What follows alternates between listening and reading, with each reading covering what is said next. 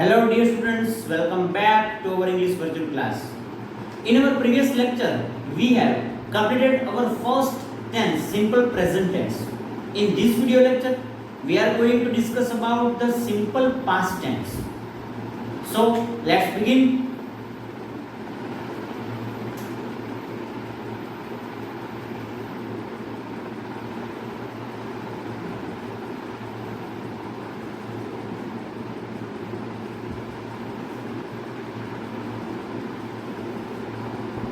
Simple past tense એટલે કે સાદો ભૂતકાળ. આપણે આગળના વિડિયોમાં સાદા વર્તમાનની વિવિધ પ્રકારની વાક્યરચના એટલે કે એની affirmative, negative, interrogative and negative interrogative આ ચાર પ્રકારની વાક્યરચના સાથે સાથે તેના પેસિવ કન્સ્ટ્રક્શનને પણ શીખ્યા હતા. આ વિડિયોમાં આપણે સિમ્પલ પાસ્ટ ટેન્સ એટલે કે સાદા ભૂતકાળની ચાર પ્રકારની વાક્યરચના અને સાથે સાથે તેના પેસિવ કન્સ્ટ્રક્શનને શીખવાના છીએ. પણ સૌપ્રથમ આપણે એના કન્સ્ટ્રક્શન પર જઈએ, એની વાક્યરચના પર જઈએ એ પહેલા એ સમજી લઈએ કે ભાઈ સાદો વર્તમાન કાળ જેવી રીતે સાદી ક્રિયાઓ દર્શાવતો હતો અને વર્તમાનની વિવિધ પ્રકારની ક્રિયાઓ દર્શાવતો હતો, તેમ સાદો ભૂતકાળ કેવા પ્રકારની ક્રિયાઓને દર્શાવે છે. એટલે કે પહેલી વસ્તુ એ આવે છે, તમે જ્યારે કોઈ કાળને શીખતા હો ત્યારે આ કાળ જે તે ચોક્કસ કાળ તે કેવા પ્રકારની સિચ્યુએશનમાં વાપરી શકાય. સાદો ભૂતકાળ એ ભૂતકાળની સાદી ક્રિયાઓને બતાવે છે.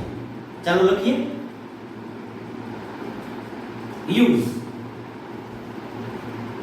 Use of simple past tense.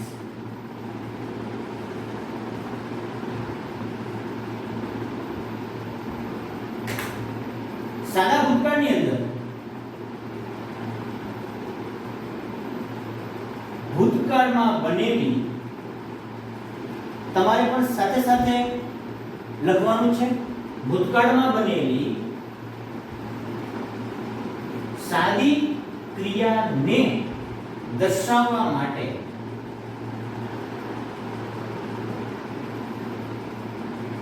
સાદા ભૂતકાળનો ઉપયોગ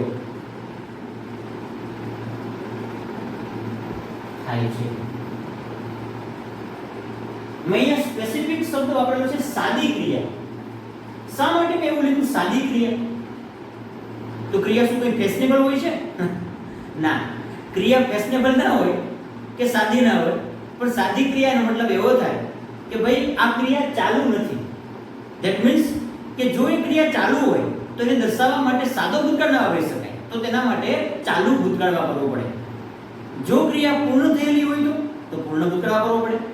પણ એટલા માટે મેં લખ્યું છે કે આપણે આ સિમ્પલ ટેન્સ ભણીએ છીએ, મતલબ સાદો ભૂતકાળ ભણીએ છીએ, તો સાદા ભૂતકાળની અંદર ભૂતકાળની સાદી ક્રિયા વપરાય. હવે સાદી ક્રિયા કોને કહી શકાય? પહેલી વસ્તુ, ભૂતકાળમાં બનેલી કોઈ પણ પ્રકારની ક્રિયા એ સાદી ક્રિયા છે.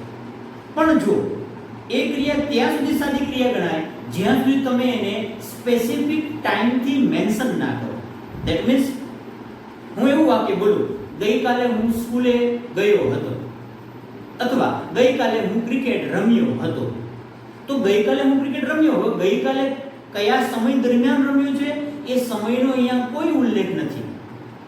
પરંતુ હવે હું વાક્ય આવું બોલું કે ગઈકાલે સવારના 7 વાગ્યે, ગઈકાલ તો છે પણ એમાં પણ સવારના 7 વાગ્યે, તો આ એક સ્પેસિફિક એક ચોક્કસ સમય થયો, ટાઈમ થયો. ગઈકાલે સવારના 7 વાગ્યે હું સ્કૂલે જઈ રહ્યો હતો, તો મારી જવાની ક્રિયા કન્ટિન્યુઅસ છે, ચાલુ છે. એવી રીતે ગઈકાલે સાંજે 5 વાગ્યે હું ક્રિકેટ રમી રહ્યો હતો, તો અહીંયા મારી ક્રિકેટ રમવાની ક્રિયા પણ ચાલુ હતી એવું કહેવામાં આવે છે. તો એના માટે કન્ટિન્યુઅસ પાસ્ટ ટેન્સ આવશે. ઓકે, આઈ હોપ તમે સમજી ગયા હશો.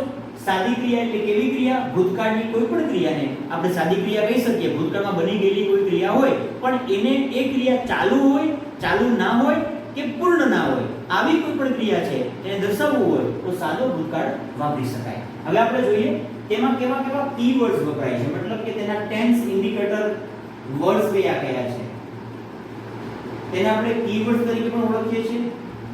આ શબ્દો એ એવા શબ્દો છે કે જેના આધારે તમે કોઈ વાક્યમાં આ કાર્ડને ઓળખી શકો, તમને હિન્ટ મળી શકે એક કી મળી શકે, એક ચાવી મળી શકે. કારણ કે આપણે 12th ની અંદર 11th ની અંદર આપણે ટેક્સ્ટને ચેન્જ કરવાની આવશે. એટલે કે તમને એક પેરેગ્રાફ આપેલો હશે, પેરેગ્રાફ તમારે રૂપાંતરિત કરવાનો હશે. હવે સૌપ્રથમ તમે તો પહેલા એ ઓળખી શકશો કે આ કેવા કાળનું ક્રિયાપદ છે કે કેવો કાળનું વાક્ય છે, તો તમે એને એ કાળમાં રૂપાંતરિત કરી શકશો. એટલે જે તે કાળમાં ઓળખવા માટે પણ તમારે વાક્ય રચનાની અંદર આવા શબ્દોને શોધવા પડે. જો દરેક જગ્યાએ શબ્દો આપેલા નથી હોતા, પણ જ્યાં પણ આપેલા હોય તો તમે એના આધારે તેને ઓળખી શકો છો.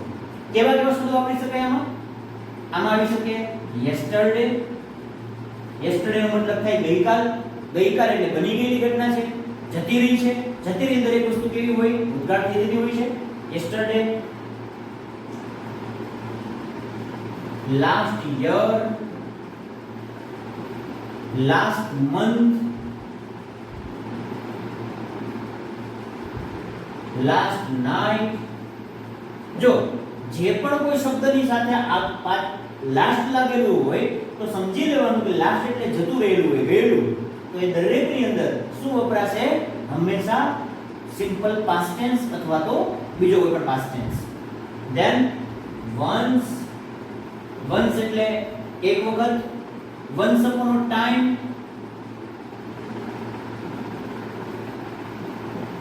કોઈ એક સમયમાં. ત્યારબાદ તમે આવું આપી શકો ઇન ધેટ ટાઈમ. તે સમયને, તે સમયમાં.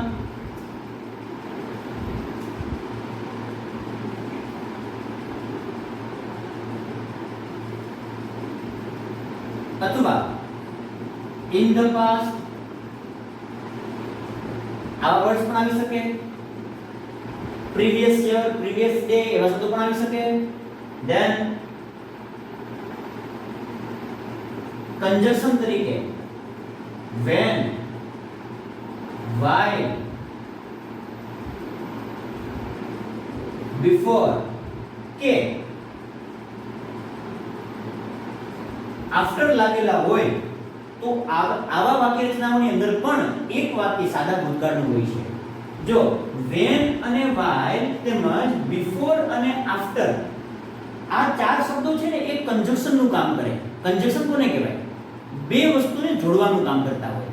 એટલે કે જ્યારે તમે કોઈ વાક્યની અંદર એક સાથે બે ટેન્સને યુઝ કરતા હો તો ત્યારે એ બંને વાક્યને જોડવા માટે આવા કંજક્શનનો યુઝ થાય છે. કયા કયા કંજક્શન? when, while, before અને after. આમાં એક વાક્ય એ સાદા ભૂતકાળનું હશે અને બીજું વાક્ય એક અધરવાઇઝ ચાલુ ભૂતકાળનું હોઈ શકે કે પછી આમની અંદર એટલે કે બિફોર અને આફ્ટર ની અંદર પણ એમની અંદર એક પૂર્ણ ભૂતકાળનું હોઈ શકે. તો આ બંને શબ્દો આપેલા હોય, ચારમાંથી કોઈ શબ્દ આપેલા હોય તો સમજવાનું કે એમાં એક વાક્ય સાદા ભૂતકાળનું હશે. ચોક્કસપણે મોટા ભાગે હોય છે. તો તમને આ વર્ડ્સ આપેલા હોય તો પણ સમજી શકાય કે બીજી ક્રિયા સાદા ભૂતકાળની છે ને એ સાદો ભૂતકાળ દર્શાવે છે. માટે આ વર્ડ્સ એ પણ આપણે કીવર્ડ્સ તરીકે લઈ શકીએ ખરા. નાઉ હવે આપણે જોઈએ સિમ્પલ પાસ્ટ ટેન્સ ની વાક્ય રચનાને. સૌપ્રથમ એની અફર્મેટિવ એટલે કે હકાર વાક્ય રચના.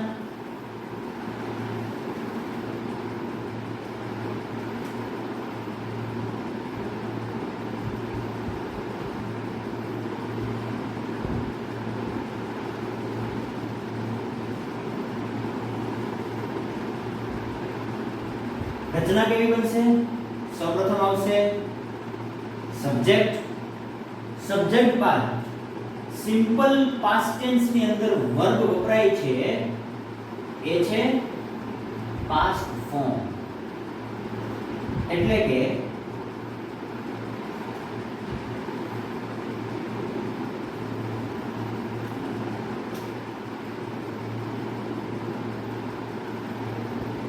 ભૂતકાળનું ક્રિયાપદ, ભૂતકાળનું રૂપ. ત્યારબાદ ઓબ્જેક્ટ અને અધરવાઇઝ. હવે આપણે વાક્ય જોઈએ. I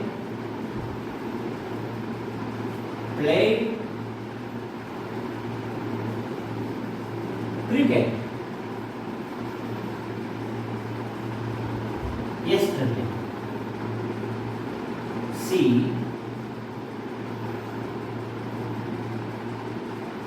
watched a movie last night.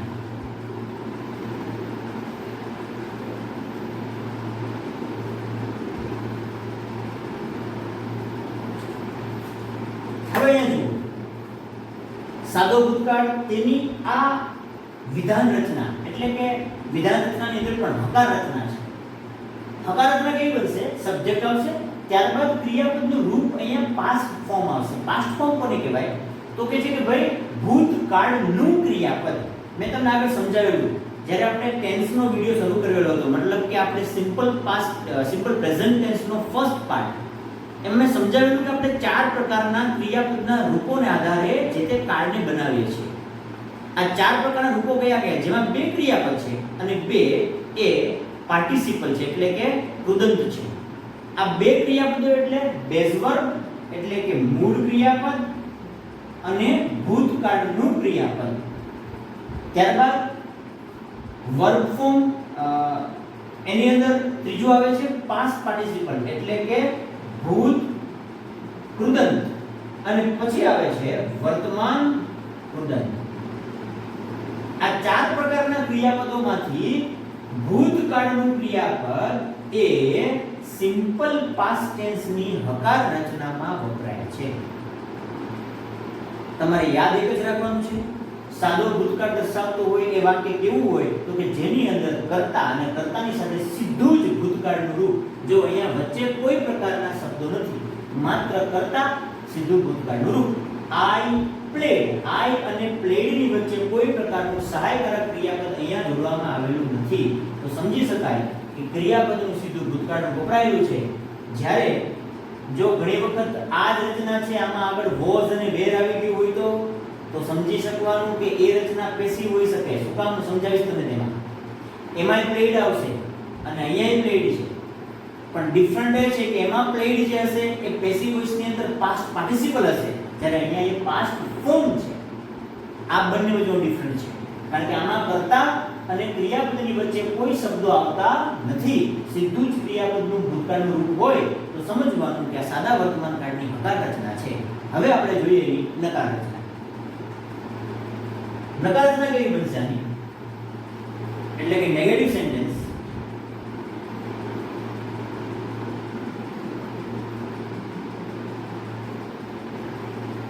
Negative બનાવવા સૌપ્રથમ વપરાશે સબ્જેક્ટ.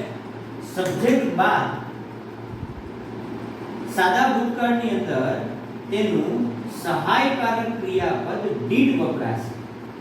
did આવશે, ત્યારબાદ નકાર રચના બનાવવા માટે વપરાશે not. then ક્રિયાપદનું રૂપ છે એ અહીંયા બદલાઈ જશે અને તે બની જશે બેઝ વર્બ એટલે કે મૂળ ક્રિયાપદ. ક્રિયાપદનું મૂળ રૂપ. then object and other words. આપણે એક્ઝામ્પલ જોઈએ. I did not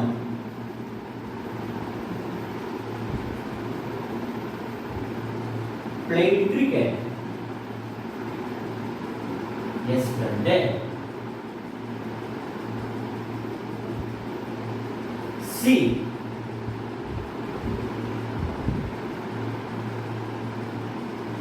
did not watch. માફ કરજો, અહીંયા played નહીં આવે પણ play આવશે. Watch a movie last night.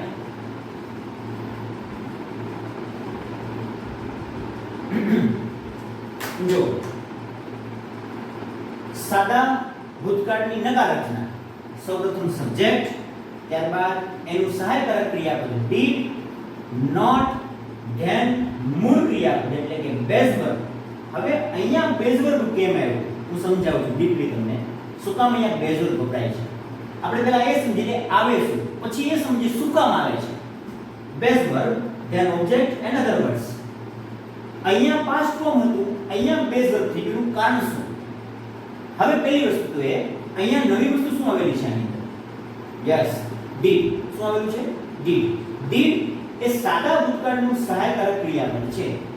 હવે તમે ઓળખતા જ હશો ડીડ એ કોઈકનું ભૂતકાળ રૂપ પણ છે. કોનું છે તમને ખ્યાલ જ હશે. જવાબ તમે આપતા જશો મનની અંદર. ડીડ એ ડુ નું ભૂતકાળ રૂપ છે, એટલે કે ડુ નું ભૂતકાળ ડીડ બને છે. જે ડુ આપણે સાદા વર્તમાન કાળમાં વાપરતા હતા એ જ આ ડુ છે જેનું ભૂતકાળ શું થાય છે? ડીડ. તો હવે આ ડુ નું ભૂતકાળ રૂપ ડીડ એટલે એક વખત એ ઓલરેડી ડીડ એ ભૂતકાળ રૂપ વપરાયેલું જ છે. ડીડ એ ખુદ ભૂતકાળ જ છે, ભૂતકાળ રૂપ જ છે ક્રિયાપદનું. તો અહીંયા એ ઓલરેડી આવી જાય છે, માટે પાછળનું ક્રિયાપદ આપણે બેઝ વર્બ વાપરીએ છીએ.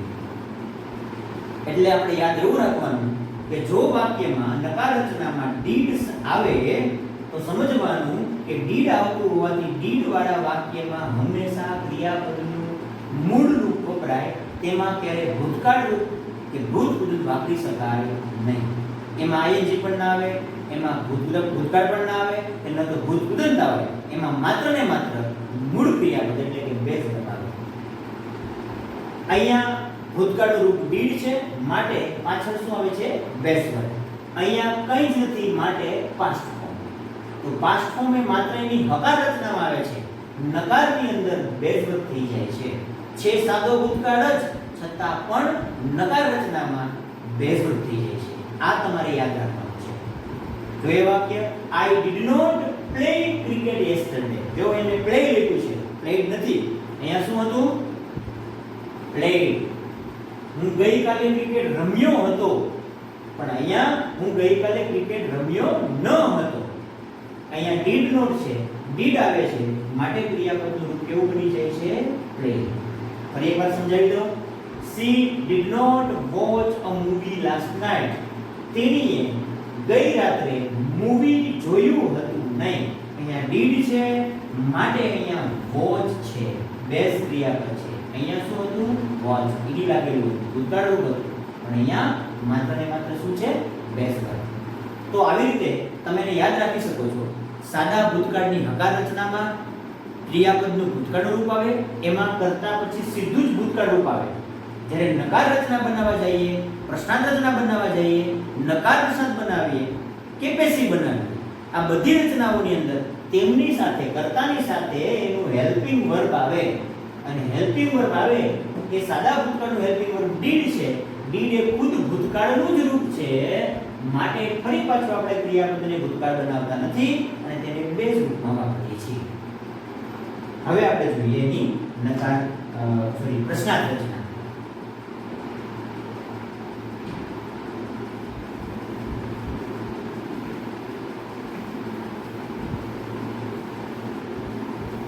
તમારા બધી જ વસ્તુ બોર્ડ પરથી તમારી નોટબુકમાં ઉતારવાની છે. તમે વચ્ચે વચ્ચે સ્ક્રીનને પોઝ કરી વિડિયો અટકાવી અને તમે સાથે લખી લેજો, અથવા તમે મારી સાથે લખતા રહેજો. જો તમે આટલું લખી શકતા ન હોય સ્પીડથી, તો તમે એક કામ કરજો, વચ્ચે વિડિયો પોઝ કરી દેવાનો અને સ્ક્રીન પરથી બધી વસ્તુ તમારી નોટબુકમાં ઉતારી લેવાની. સાથે લખજો. હવે અહીંયા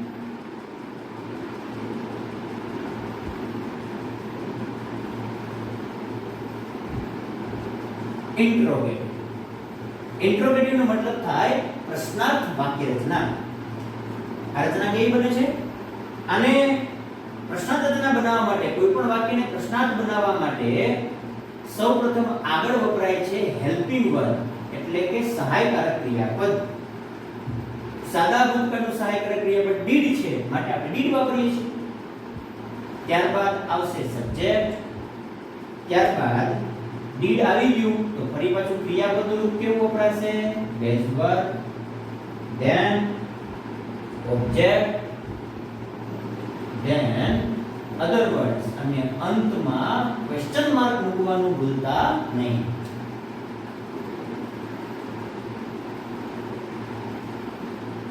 વાક્ય બનાવીએ. Did I play cricket yesterday? Question. Did she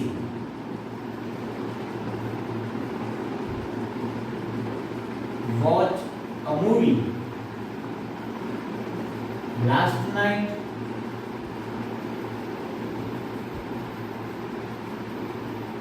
હવે આપણે બનાવીએ નકાર પ્રશ્ન.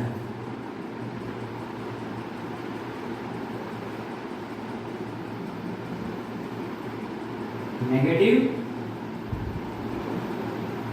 ઇન્ટ્રોગેટિવ. આ રચના ઇન્ટ્રોગેટિવ તો છે, બટ ઇન્ટ્રોગેટિવમાં પણ નેગેટિવ છે એટલે કે નકાર અર્થ આપે છે. આની અંદર બીજું કંઈ જ નહીં બદલાય, માત્ર નકાર અર્થ આપવા માટે વચ્ચે નોટ આવશે, પણ નોટ આવશે કઈ જગ્યાએ એ આપણે જોવાનું છે.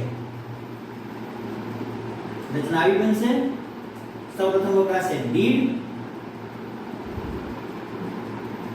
ત્યારબાદ સબ્જેક્ટ. હવે અહીંયા આવશે not,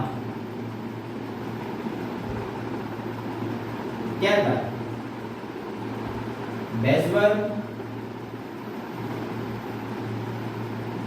ત્યારબાદ ઓબ્જેક્ટ,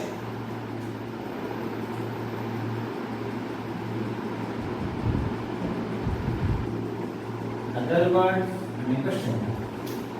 બાકી જોઈ લઈએ આપણે, લખી દઈએ સાથે. તમે પણ સુધારતા રહેજો. તમારે સાથે જ લખવાનું છે did I,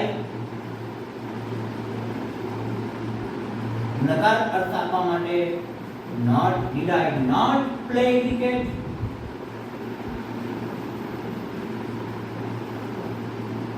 Yesterday? Question mark. Did she not watch a movie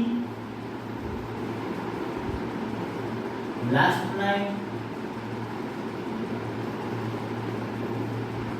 Question.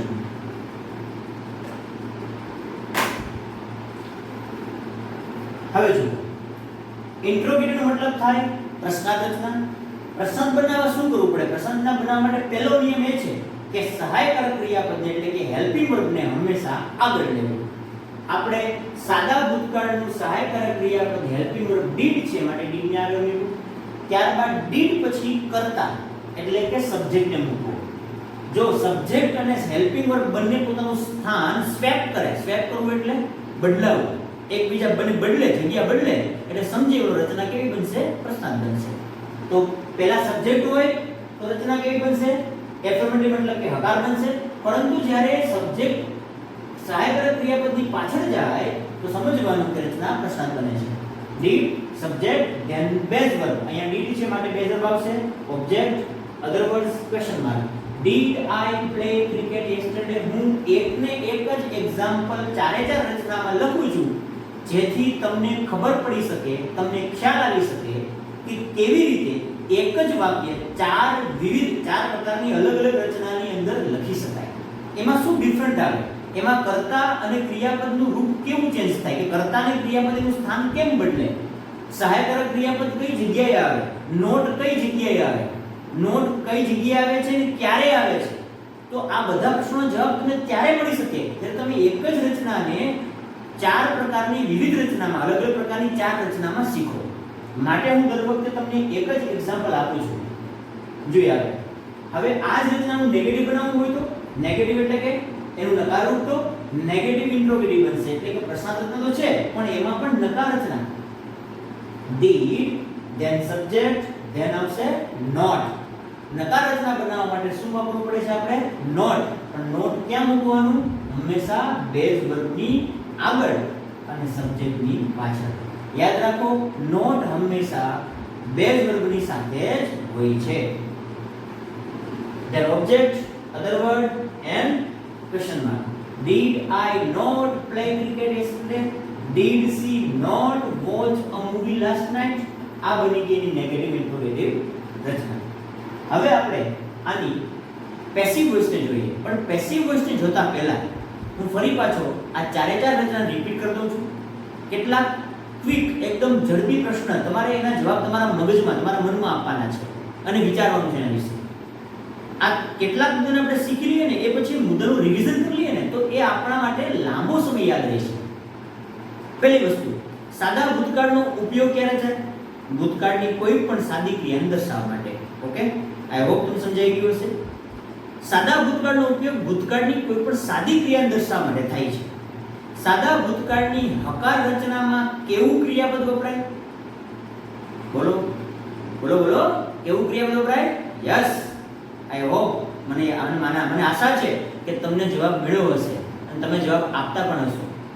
સાદા ભૂતકાળની હકાર રચનાની અંદર ભૂતકાળનું ક્રિયાપદ વપરાય, એટલે કે V2 જેને કહીએ આપણે, વર્બ નંબર 2 અથવા તો ભૂતકાળનું ક્રિયાપદ. ત્રીજી વસ્તુ, સાદા ભૂતકાળનું સહાયકારક ક્રિયાપદ કયું છે? કયું છે? યસ, ડીડ છે. ડીડ છે એ કેવા પ્રકારની વાક્ય રચનામાં વપરાય છે? હકાર રચનામાં આવશે? નહીં આવે. કેમાં આવશે? નકારમાં આવશે, પ્રશ્નાર્થમાં આવશે અને નકાર પ્રશ્નાર્થ. એટલે ત્રણ પ્રકારની વાક્ય રચનામાં ડીડ વપરાય. પેસિવ વોઇસ હજી આપણે ભણ્યા નથી. પેસિવ વોઇસમાં પણ ડીડ આવશે નહીં. માત્ર ત્રણ રચના વપરાશે: હકાર, નહીં, નકાર પ્રશ્નાર્થ અને નકાર પ્રશ્નાર્થ. હકારને એકને બાદ કરવાની. તો હકારમાં શું આવે? કરતા પછી સીધું જ ક્રિયાપદનું રૂપ. આઈ હોપ આપું દીધું તમને. હવે ડીડ જે વાક્ય રચનામાં વપરાય છે એ વાક્ય રચનામાં ક્રિયાપદનું રૂપ કેવું વપરાય? બોર્ડ ઉપર લખેલું છે. જ્યાં જ્યાં ડીડ વપરાય એવી વાક્ય રચનામાં ક્રિયાપદનું રૂપ કેવું વપરાય? બેઝ વર્બ વપરાય, મૂળ ક્રિયાપદ. શું કામ વપરાય? કારણ કે ડીડ એ ખુદ ડુ અને ડઝ નું, એટલે કે ડુ નું રૂપ જ છે. ડુ નું કેવું છે? ભૂતકાળ છે ડીડ. તો આ ડીડ ભૂતકાળ છે જ, માટે ક્રિયાપદનું રૂપ કેવું આવે? આટલું તમે યાદ રાખો એટલે તમારો સિમ્પલ પાસ્ટ ટેન્સ પ્રિપેર થઈ ગયો. વધારે આમાં કંઈ શીખવા જેવું નથી. હવે સીધી આપણે એની પેસિવ રચના શીખી લઈએ.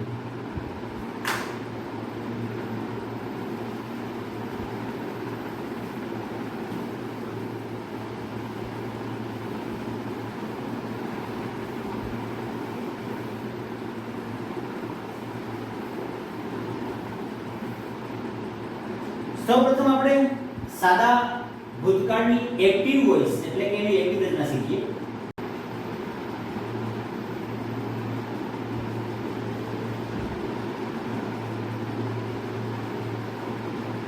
હવે આપણે શીખીએ છીએ સાદા ભૂતકાળની એક્ટિવ વોઇસ અને પેસિવ વોઇસ રચના.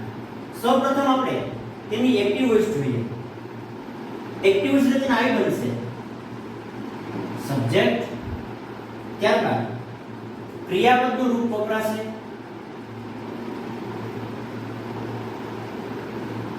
પાસ્ટ ફોર્મ જેને કહી શકીએ આપણે ભૂતકાળનું રૂપ, then object, then other words. સાથે એક્ઝામ્પલ લખીએ આપણે. I played cricket yesterday.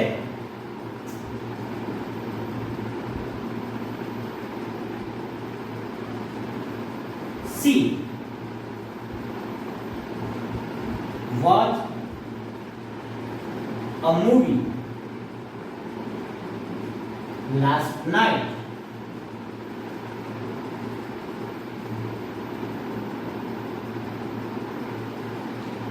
जो मैं एग्जाम्पल આગળ લખેલા છે એ જ લેખા છે. શા માટે?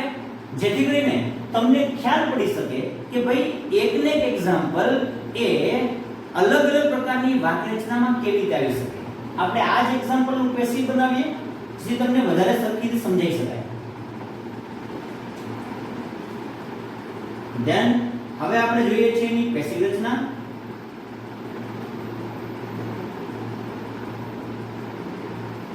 Passive voice. સૌપ્રથમ આવશે અહીંયા ઓબ્જેક્ટ, ત્યારબાદ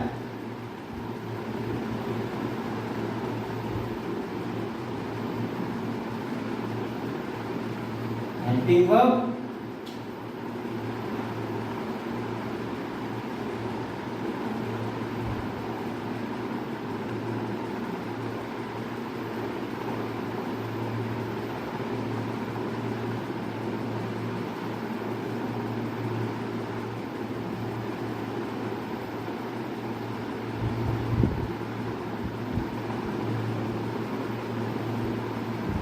then past participle, then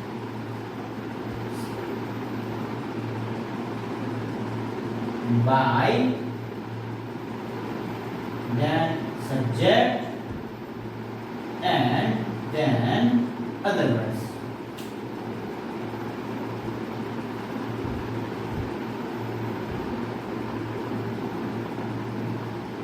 Cricket was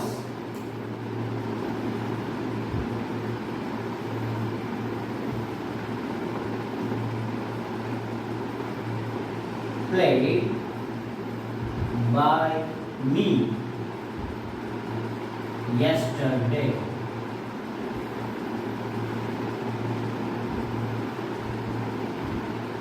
A movie was watched by her last night.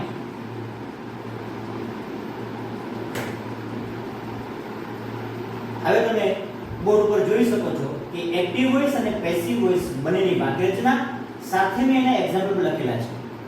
પહેલા તો એ સમજીએ કે એક્ટિવ વોઇસ કોને કહેવાય. એક્ટિવ વોઇસ એટલે સમજીએ છે, આપણને ખ્યાલ જ છે અને મેં તમને આગળના વિડિયોમાં સરખું સમજાવેલું છે કે એક્ટિવ વોઇસ એટલે કર્તરી રચના, મતલબ કે જેમાં કર્તા મુખ્ય સ્થાન પર હોય. અહીંયા સબ્જેક્ટ કર્તા એ મુખ્ય સ્થાન પર છે, મુખ્ય ક્રિયા કરે છે. જેમાં કર્તા ખુદ ક્રિયા કરતો હોય એને એક્ટિવ વોઇસ કહેવાય. જેમાં કર્મ મુખ્ય સ્થાને હોય અને કર્તા દ્વારા ક્રિયા થતી હોય તો એને કેવું કહેવાય? પેસિવ વોઇસ કહેવાય. અહીંયા ક્રિયા કરનાર વ્યક્તિ જ છે એ જ મુખ્ય છે ને એ જ એના સ્થાન પર છે, એટલે સબ્જેક્ટ છે એ પોતાના સ્થાને રહીને ક્રિયા કરે છે તો એક્ટિવ વોઇસ. અને જો એનું સ્થાન બદલાઈ જાય ને એનું સ્થાન કર્મ લઈ લે અને ક્રિયા કરવામાં આવે તો એ પેસિવ વોઇસ બને છે. જો સબ્જેક્ટ, હવે સિમ્પલ પાસ્ટ ટેન્સ ની એક્ટિવ વોઇસ કેવી થાય? Subject, past form, object and other words. તમે જોઈ શકો છો કે આ હકાર રચના છે જે આપણે હમણાં શીખેલા છીએ, પણ માત્ર એટલી હકાર રચના એ જ એનું એક્ટિવ વોઇસ નથી. આપણે જે ચારે ચાર રચના શીખેલા છીએ એ ચારે ચાર રચના એ એક્ટિવ વોઇસ જ છે. એટલે કે હકાર, નકાર, પ્રશ્નાર્થ અને નકાર પ્રશ્નાર્થ. આ ચારે ચાર વાક્ય રચના જેમાં કર્તા મુખ્ય સ્થાને હતો માટે એ એક્ટિવ વોઇસ થઈ. આ ચારે ચાર ની તમને પેસિવ એક્ઝામમાં પૂછાઈ શકે ખરી. એટલે પેસિવ વોઇસ મતલબ માત્ર ને માત્ર એવું નહીં કે અફર્મેટિવ સેન્ટેન્સ નું જ પેસિવ. પેસિવ વોઇસ કે અફર્મેટિવ પણ હોઈ શકે, નેગેટિવ પણ હોઈ શકે, ઇન્ટ્રોગેટિવ પણ હોઈ શકે અને નેગેટિવ ઇન્ટ્રોગેટિવ પણ હોઈ શકે છે. એટલે ચારે ચાર રચનાનું પેસિવ નું બની શકે ખરું. આપણે શીખવા માટે માત્ર એક લીધું છે. ઓકે, અહીંયા subject, past form, other word જોઈએ. I played cricket yesterday. અહીંયા આઈ કરતા છે, હું ક્રિકેટ રમું છું, રમ્યો હતો, હું ક્રિકેટ રમ્યો હતો યસ્ટરડે એટલે ગઈકાલે. C watch a movie last night. તેણીએ મૂવી જોયું હતું. જોવાની ક્રિયા તેણી કરે છે માટે તેણી કરતા છે. આ બની એક્ટિવ. હવે એનું પેસિવ બનાવીએ તો પહેલા એ સમજી લઈએ પેસિવ બનાવવા શું કરવું પડે. પેસિવ બનાવવા ત્રણ પ્રકારના બદલાવ થાય. ત્રણ પ્રકારના બદલાવ મેજર હોય, મુખ્ય હોય. કયા ત્રણ પ્રકારના? પહેલો બદલાવ એ થાય કર્તા જે હોય એ પોતાનું સ્થાન બદલી અને કર્તાનું સ્થાન જે છે એ કર્મ લે છે. એટલે કે ઓબ્જેક્ટ જે છે એ કર્તાના સ્થાન પર આવી જાય. ઓબ્જેક્ટ આગળ, ઓબ્જેક્ટ આવે પછી સાથે હેલ્પિંગ વર્બ વપરાય છે. હવે હેલ્પિંગ વર્બ કયા હોય? મોટા ભાગે પેસિવ વોઇસ ની અંદર હેલ્પિંગ વર્બ ટુ બી ના રૂપ રૂપે હશે. ટુ બી ના રૂપ કયા કયા છે? Am, is, are, was, were, shall be, will be. આ સિવાય એકલું બી, બીંગ અને બીન એ પણ આવી શકે ખરા. એટલે આમાંથી કોઈ પણ પ્રકારનું ટુ બી રૂપ આમાં હોઈ શકે છે. Then past participle. યસ, આ મેજર ચેન્જ. મોટા ભાગના વિદ્યાર્થીઓ અહીંયા ભૂલ કરે. જ્યારે પેસિવ વોઇસ બનાવે ને એ ક્રિયાપદનું રૂપ ભૂલી જાય છે. હંમેશા યાદ રાખો, પેસિવ વોઇસ ની અંદર ક્રિયાપદનું રૂપ ભૂત કૃદંત જ હોય, એટલે કે પાસ્ટ પાર્ટિસિપલ જ વપરાય. મેં આગળ પણ સમજાવેલું છે, ફરી એક વખત કહું છું, તમે કોઈ પણ કાર્ડનું પેસિવ બનાવો, દરેક કાર્ડના પેસિવ રચનાની અંદર ક્રિયાપદનું રૂપ કેવું હશે? Past participle. સાદા વર્તનમાં જોઈ લેજો તમે, અને આગળ ભણશો એમાંય જોશો તમે, પાસ્ટ પાર્ટિસિપલ જ આવશે. ધેન પછી શું આવવું જોઈએ? બાય આવે, અને સબ્જેક્ટ જે હોય એ સબ્જેક્ટ કર્મના સ્થાને જાય, અને પછી અધર વર્ડ્સ. હવે અહીંયા સબ્જેક્ટ કર્મના સ્થાને જાય એટલે અહીંયા પણ બદલાવ થાય. કેવો બદલાવ? જોઈએ આપણે વાક્ય. ક્રિકેટ, કર્મ છે એટલે ક્રિકેટ આગળ આવ્યું, ક્રિકેટ. હેલ્પિંગ વર્બ શું હશે? અહીંયા વોઝ. શું કામ વોઝ? કારણ કે સાદા ભૂતકાળની પેસિવ રચનામાં તેના હેલ્પિંગ વર્બ બે છે, ટુ બી ના રૂપો, વોઝ અને વેર. લખી નાખજો તમે સાથે. વોઝ અને વેર આ બંનેમાંથી જ કોઈ એકને વાપરવાનું. કોને વાપરવાનું? એ ડિપેન્ડ કરશે આગળના કર્તા ઉપર. કર્તા ત્રીજા પુરુષ અને એકવચનનો છે ક્રિકેટ, માટે આપણે શું લખ્યું છે અહીંયા? વોઝ. આ બહુવચન હોય તો અહીંયા વેર વાપરી શકાય. હવે ક્યારે વોઝ વપરાય ને ક્યારે વેર વપરાય, તમને એમાં પ્રશ્ન થતો હોય તો એના માટે તમારે શું કરવું પડે? તમારે જોવું પડશે. એના માટે આપણો બેઝિક વિડિયો નંબર 6, બેઝિક ગ્રામરનો વિડિયો નંબર 6 જોઈ લેજો. એમાં આપણે ટુ બી ના રૂપને બહુ વ્યવસ્થિત રીતે સમજાવેલા છે. જો કોઈને પ્રશ્ન હોય તો ટુ બી રૂપ, ધેન પાસ્ટ પાર્ટિસિપલ. હવે અહીંયા તો ક્રિયાપદનું રૂપ ભૂતકાળનું છે, અહીંયા એક એવું બની ગયું પાસ્ટ પાર્ટિસિપલ, તો બંનેમાં બદલાવ થાય. યાદ રાખજો. તમને પ્રશ્ન થશે, અહીંયા તો પ્લેડ હતું જ, અહીંયા પ્લેડ છે, તો શું ફેર પડ્યો? કંઈ ફેર નથી પડ્યો. શું કામ? કારણ કે પ્લેનું ભૂતકાળ પણ પ્લેડ થાય અને ભૂત કૃદંત પણ પ્લેડ થાય.